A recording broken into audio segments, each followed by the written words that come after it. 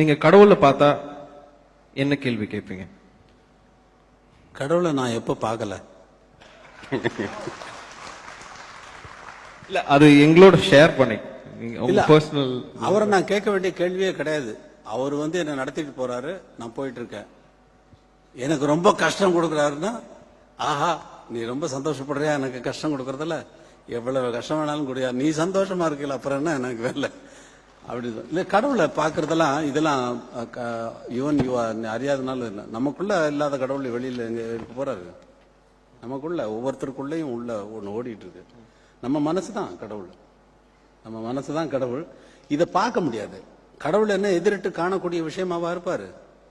அறிவுங்க, நமக்கு அறிவு இருக்குங்கிறது தெரியுது. நமக்கு அறிவு என்ன கண்ணால காணக்கூடிய பொருளா? அது அறிவே கண்ணால காணக்கூடிய பொருளாக இருக்கிற பொழுது அறிவால் அறியப்படக்கூடிய இறைவன் நமக்கு கண்ணெதிரே தோற்றமளிக்க வேண்டும் என்று விரும்புவது அது கமலஹாசன் கேட்பதை போல இருக்கிறது. ஏனென்றால் இவரை கடவுள் என்று சொல்லுங்கள், நான் ஒத்துக்கொள்கிறேன், நான் அவரை வர்ஷிப் பண்றேன் அப்படிங்கிறாரு ஸ்டேஜில் என்ன வச்சுட்டு. ஐயோ, அப்ப கடவுளை கண்ணில் உருவமா காட்டினா தான் நீ நம்புவேன். அப்ப இப்ப இவ்வளவு உருவங்கள் இருக்கு, அதுல ஏதாவது ஒண்ணு கடவுள்னு சொல்லிட்டு போயேன். இல்ல, கடவுள் எதிரிட்டு காணக்கூடிய விஷயம் இல்லை. ஏன்னா நம்முடைய அறிவே நம்ம எதிரிட்டு காண முடியாது. அறிவு காணக்கூடிய அறிவு ஒண்ணு இருக்கா. உனக்கு எத்தனை அறிவு இருக்குன்னு கேட்டா என்ன சொல்லுவேன்? உனக்கு அறிவு இருக்கான்னு கேட்டா என்ன சொல்லுவோம்? எனக்கு அறிவு இருக்கு. அறிவு இருக்குங்கிறத எந்த அறிவுனால சொல்ற? அப்படின்னா அறிவு எதிரிட்டு காணக்கூடிய பொருள் இல்ல. அறிவே கடவுள், அன்பே கடவுள். அன்பே கடவுள்னா அதுவே சுயமா இருக்கு.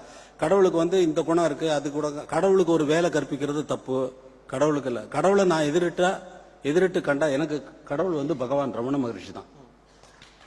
உலகம் முழுக்க பகவான் ரமண மகரிஷி தான் கடவுள். அவரை தவிர இல்லை. நமக்காக மண்ணாக போடக்கூடிய இந்த மனித சரீரம் கொண்டு இந்த உலகத்தில் தோன்றி நமக்கு கண்ணு முன்னாடி ஜீசஸ் கிரைஸ்ட் மரண அவஸ்தைப்படுற நேரத்தில், சிலுவையில் அரைஞ்ச நேரத்தில் 3 நாள் மரண அவஸ்தை. 6 தடவை அவருக்கு உடம்பில் புற்றுநோய் ஆபரேஷன் பண்ணிருக்காங்க, மயக்க மருந்து கொடுத்திருக்காங்க.